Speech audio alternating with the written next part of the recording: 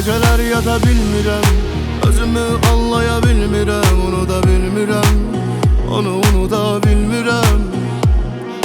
Dərdimi də danışa bilmirəm, sanki lal olmuşam daha dinmirəm, onu da bilmirəm, onu unuda bilmirəm.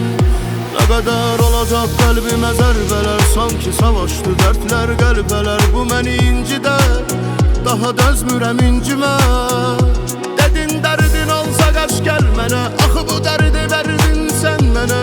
Daha gəlmərəm, ölsəm belə gəlmərəm. Mən gecələr yata bilmirəm, onu ürəyimdən silə bilmirəm, unuda bilmirəm, onu unuda bilmirəm. Mən geceler yata bilmirəm, onu həyatımdan silə bilmirəm, unuda bilmirəm, onu unuda bilmirəm. Rəngli dünyamı edib bax-qara, deməni tək qoyub getdin hara. Çıxdım o haldan yenə güc bəla, üzür borcun ver mənə bir vəfa.